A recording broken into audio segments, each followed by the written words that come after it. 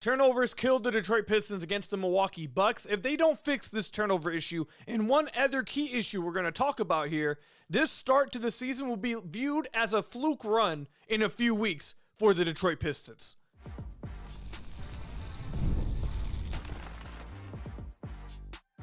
You are Locked On Pistons, your daily Detroit Pistons podcast, part of the Locked On Podcast Network, your team every day. What's the deal? Welcome back to another episode of the Locked On Pistons podcast. Per usual, I am your host, Khahil. You can find me over on Twitter at Khahil. I've been covering the Detroit Pistons for the last 4 years for the Locked On Pistons podcast. Been a credential media member over the last 3 years, and I appreciate all of you guys who make Locked On Pistons your first listen of every single day. We're free and available on all your podcast platforms. If you haven't already, head to the YouTube channel at Locked On Pistons. Hit that subscribe button or leave us a 5-star review on whatever podcast platform you're listening to this on.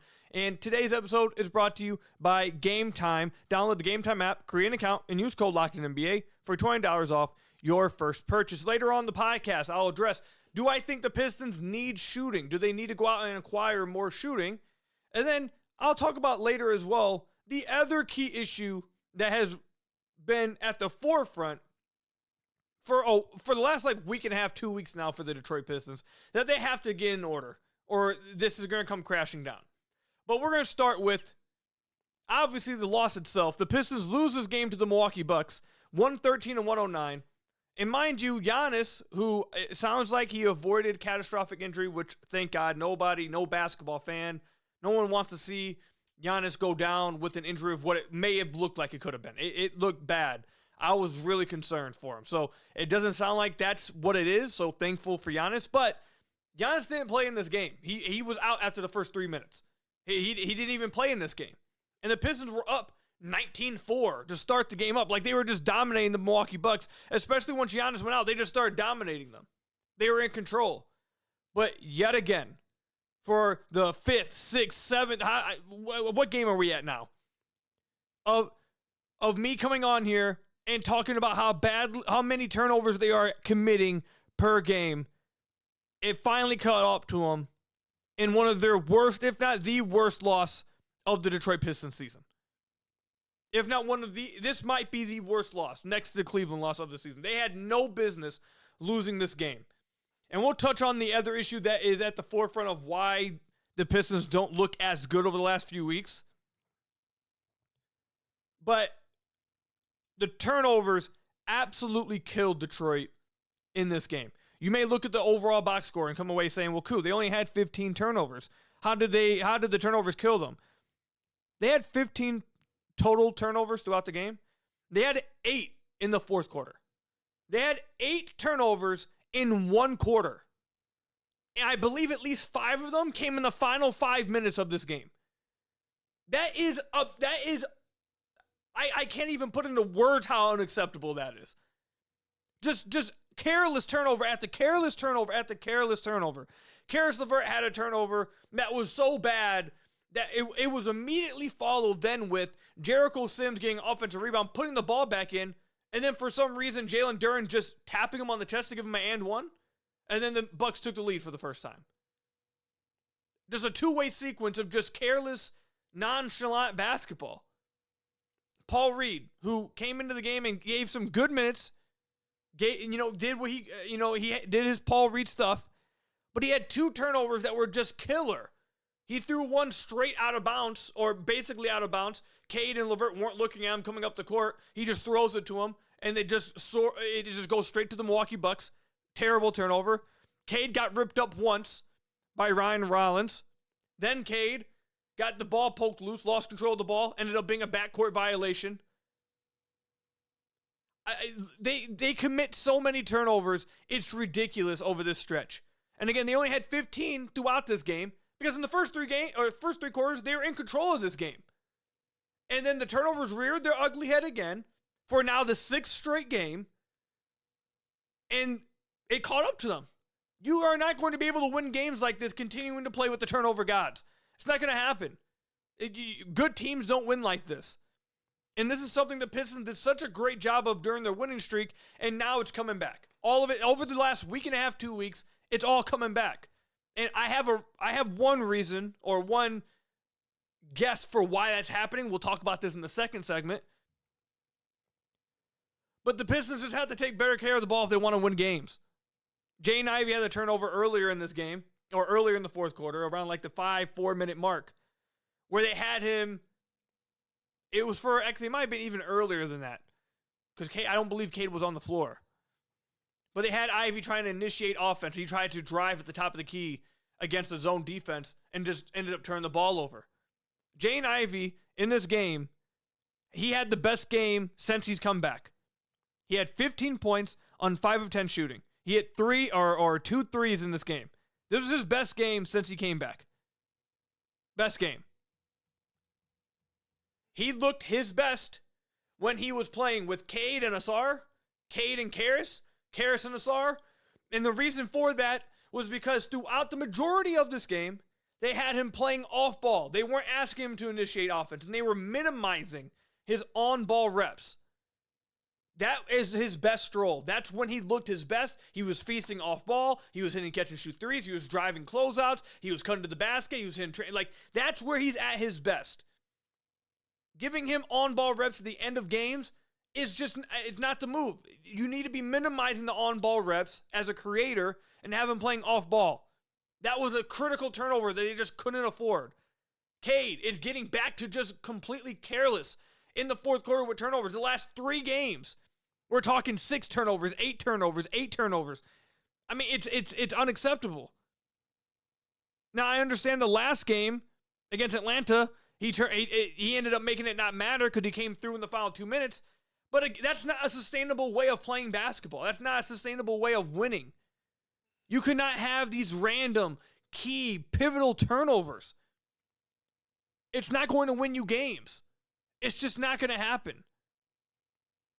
And along with the turnovers, listen, everyone knows how much I love Cade. Cade is the franchise player. I think he's been playing like a top 10-ish player in the league. I think he's been fantastic. But the Pistons are going to need him to start making some threes. He's going to have to start hitting some threes. It's been deep into the season enough. He's shooting 29% from 3 on 6.5 attempts a game. That's just not going to cut it, man. It has to get better. It has to get better. And it has to get better because not only do they need, obviously, Cade to be more efficient and make threes, obviously, doesn't take a rocket scientist to think that, but this team doesn't have a bunch of other volume three-point shooters. They don't have a bunch of other shooters on the team because they are relying upon Duncan, who was out this game, and it absolutely showed. The zone defense completely killed the Detroit Pistons because, one, without Duncan, they don't have guys who have quick enough releases to get threes off in the gaps of a zone defense. If you go and rewatch this game and you watch when teams play this zone defense against the Pistons, I can point out multiple possessions here. Jaden Ivey had a corner 3 where him and Tobias kept playing the semi-pro and they just kept passing back and forth to each other. Ivey had about 2 threes that he could have taken right there, but I guess he doesn't have a quick enough release or feel confident in his release to get over a contest that's rotating over. They need him to get those threes up. Tobias earlier in the game, which I ended up liking the fact that Tobias ended up shooting more as the game went on. He took 8 threes and they needed him to. But earlier in the game was hesitant on taking some threes with some guys rotating from the side with a side contest. Like they need their guys to take threes when they're there, especially against a zone defense. You can't be passing up open threes. But the overall point, and let me get back to it, Cade has to hit these threes because they don't have other guys that are going to be hitting threes at a good enough clip. It's Duncan, it's Tobias, now it's Ivey when he gets back. He's back now. You expect him to shoot good from 3. And it's Cade. Part of the reason why you believe you can run these type of lineups, and part of the reason why you believe you don't need to just have the whole team flooded with shooting, because this team's identity is defense. Their best player will be able to hit threes. You'll get one movement shooter. You have a shooter at the 4, and then you'll make it work. But it's not going to work with Cade shooting 1 of 7 from deep. That's not going to work. Cade has to hit threes, and he's shooting really bad on wide open catch and shoot threes. I can get the numbers up right here if it will load before we end the segment. But Cade on open threes this year is having the worst season of his career. That's the turnovers are killing them, but they also need their best player to start hitting some threes. Not even the contested ones, not even off the dribble ones, just the open ones. He has to start hitting these. It's not acceptable. On unguarded threes, he is in the 2nd percentile On overall catch and shooting, Cade is in the 5th percentile. This is by far the worst of his career. By far. He's literally at the bottom of the league when it comes to three-point shooting. At the very bottom. They're not going to win games like this. Turn the ball over, and then you also are not hitting threes. Teams are just stacking up zones against you because, one, your best player is not hitting threes, and the rest of the team around you don't have Duncan, and then the rest of the team around you isn't getting threes up quick enough against the gaps that are available.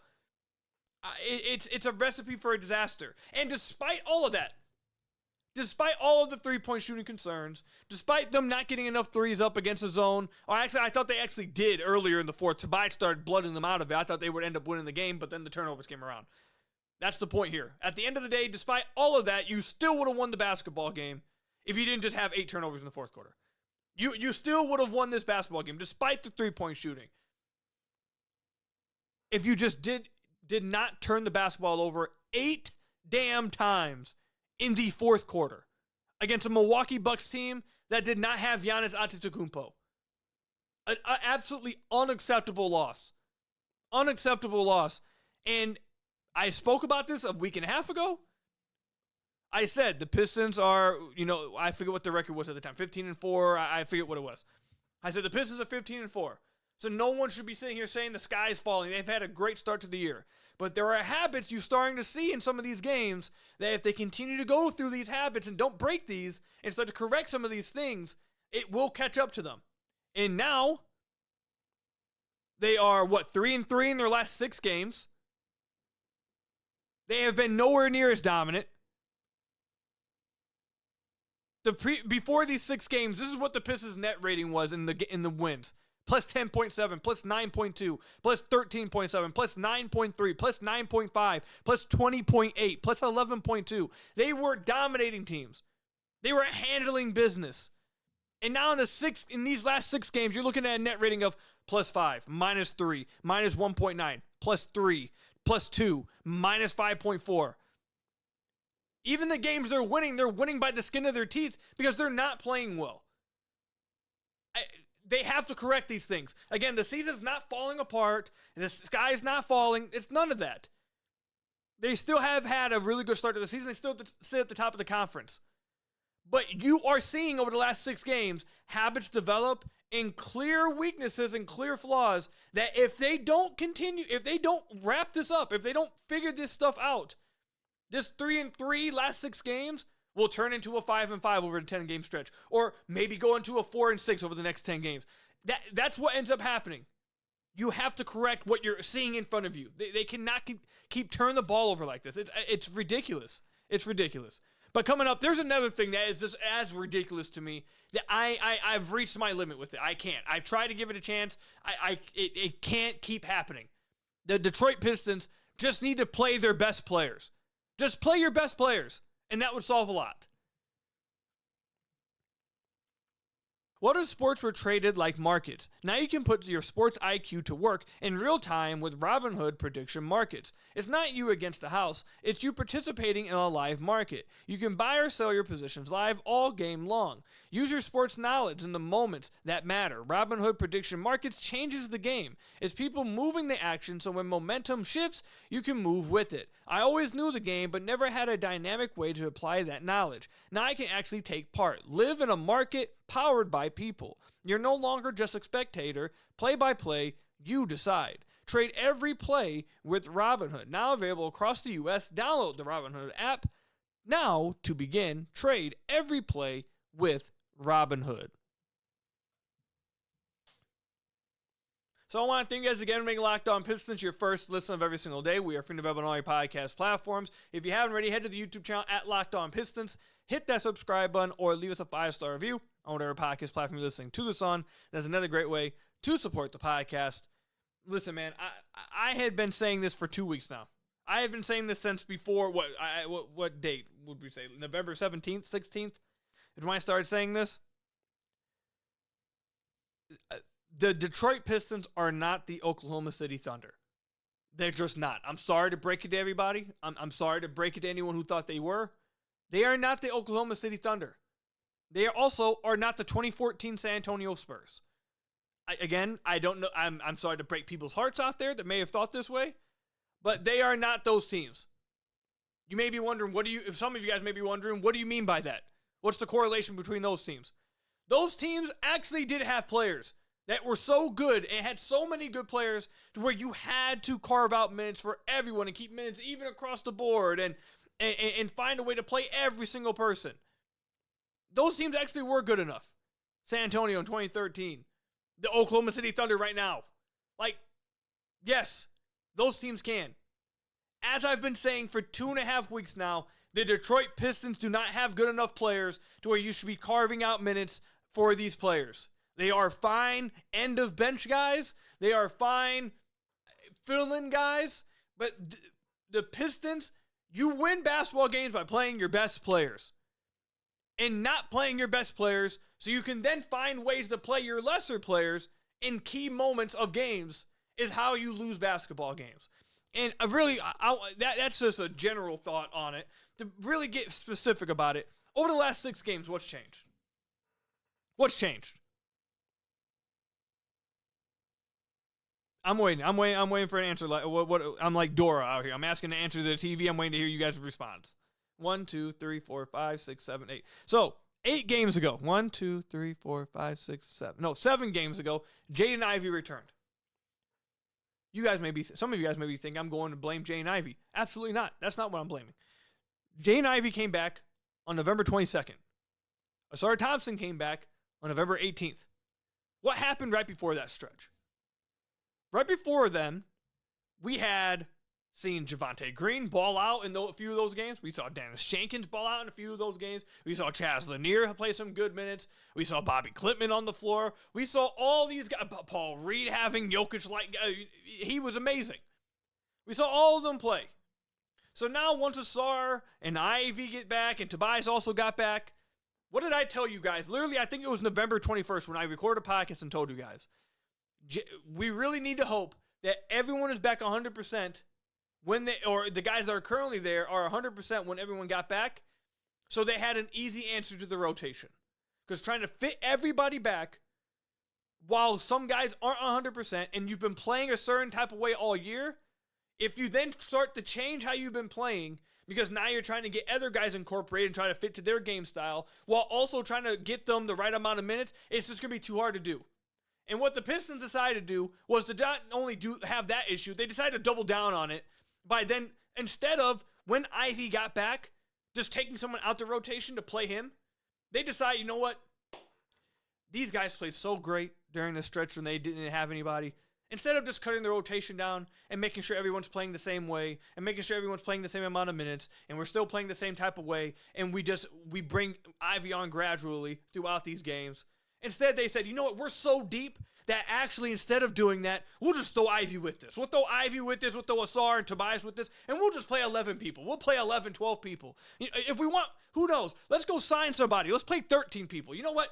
You know what the Pistons should try to do? The Pistons should try to go sign 2 players. Go make a trade, actually. Use this player exception. Go trade for somebody and see if you can become the first team to play 15 players every night. That's what they should do, because that's basically what they've doubled down on.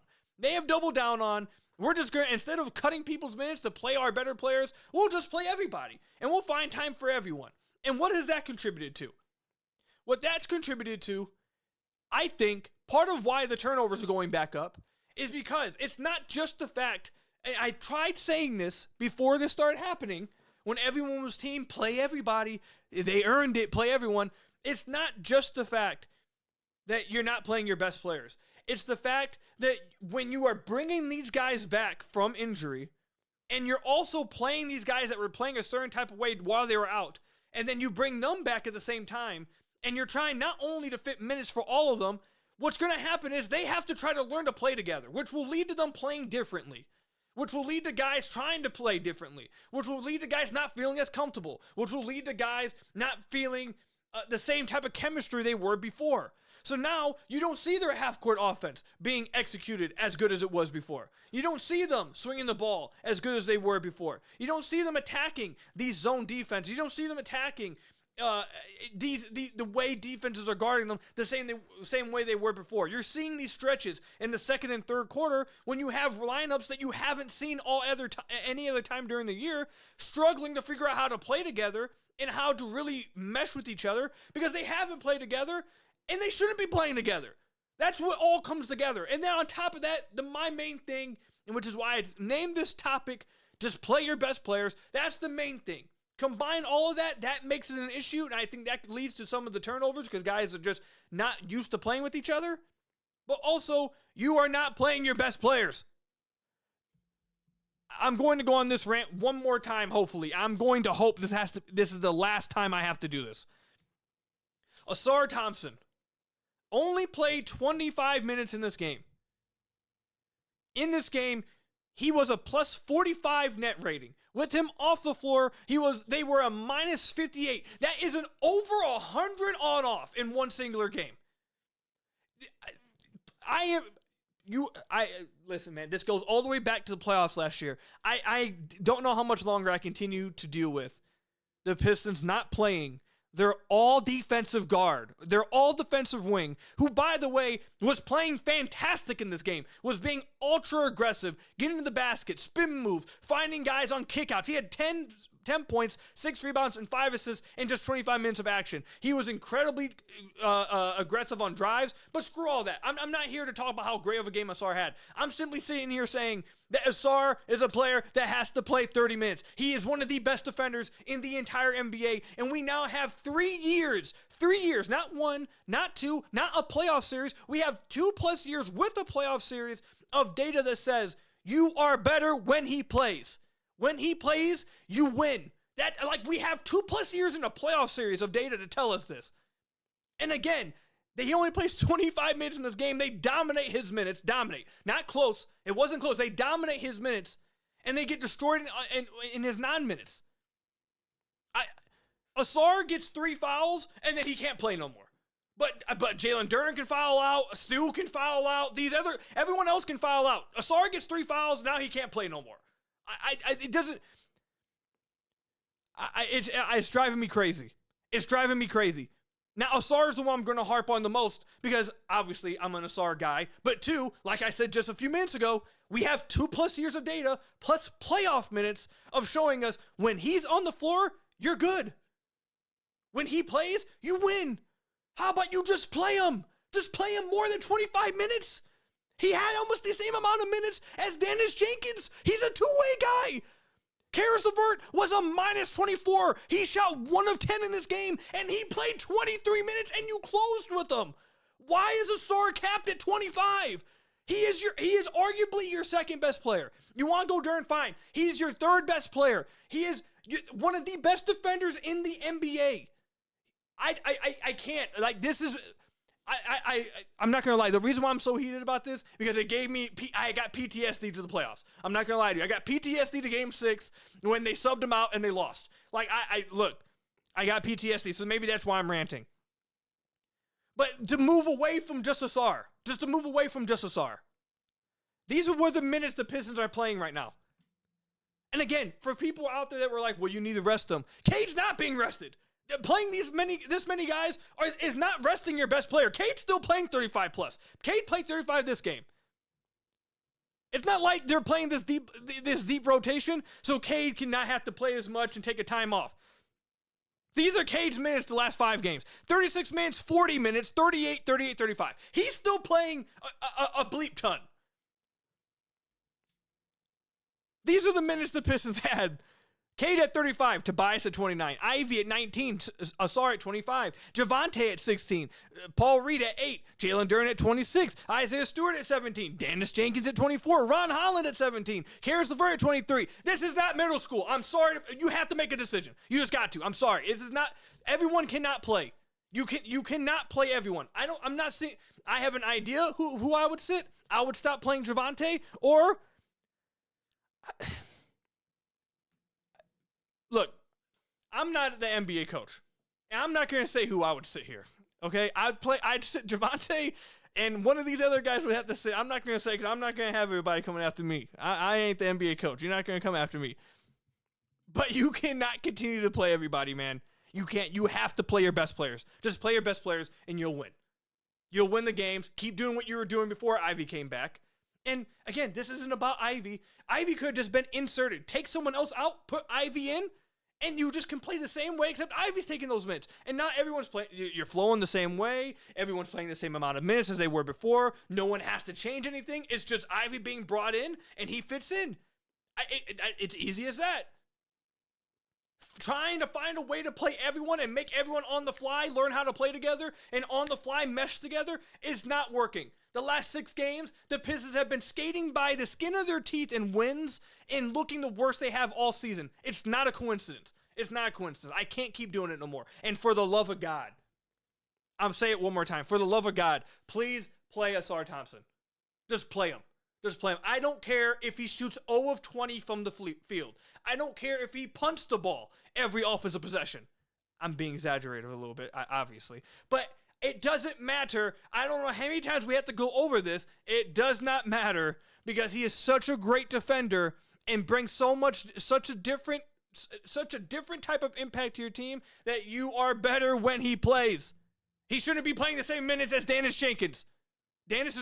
We love Dennis. He's had a great run. He's not better than Ausar. Please.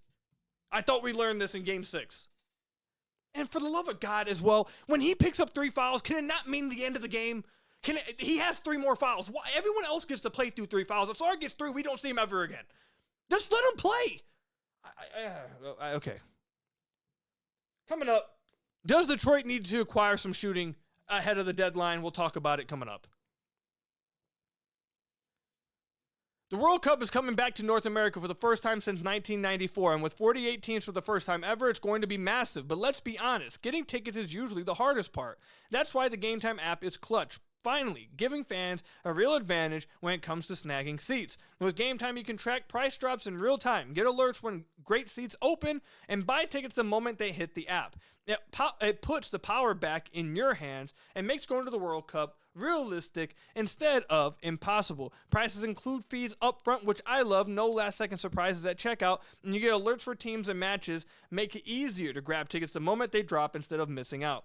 So take the guesswork out of buying World Cup tickets in every match, concert, or event with Game Time. Download the Game Time app, create an account, and use code LOCKEDINNBA for $20 off your first purchase. Terms apply. Again, download the app, make an account, and use code LOCKEDINNBA for $20 off your first purchase. Swipe, tap, ticket, go with Game Time. So I want to thank you guys again for making Locked On Pistons your first listen of every single day. We are free and available on all your podcast platforms. If you haven't already, head to the YouTube channel at Locked On Pistons. Hit that subscribe button or leave us a 5-star review on whatever podcast platform you're listening to this on. That's another great way to support the podcast. I believe I just...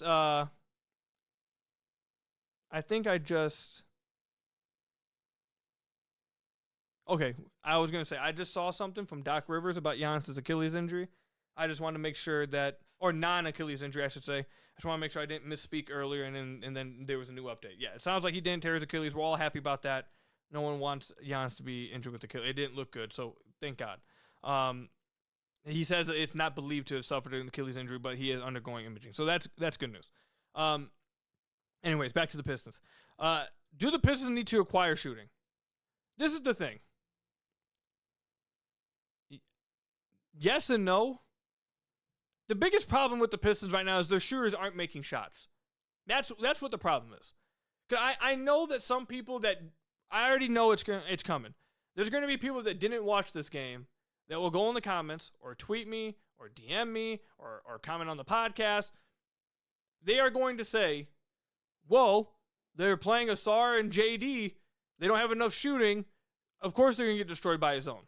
One, there's other ways to beat the zone, and the Pistons, I feel like actually their best beat of the zone was Ausar attacking cuts and kicking out and finding Tobias for threes. That was probably some of their best offense. Or Cade getting the ball in the middle of the zone and being able to operate. That was probably, those two options were probably their best tonight at beating the zone. But the reason why I bring up that people who are saying that probably didn't watch the game is because JB went to all shooting lineups multiple times in this game. The end of the second quarter and within the third quarter, they went to all shooting lineups. And they still couldn't beat the zone. They still couldn't. The offense was clunky. Guys didn't know where they were supposed to be at. Guys weren't relocating really well. Guys weren't willing to shoot. Guys were missing shots. It was all kinds of stuff. It wasn't just the fact they're not playing shooters. They were playing shooters. The problem is that the Pistons shooters are not hitting shots. Like, Cade is not hitting threes. He's supposed to be your shooter.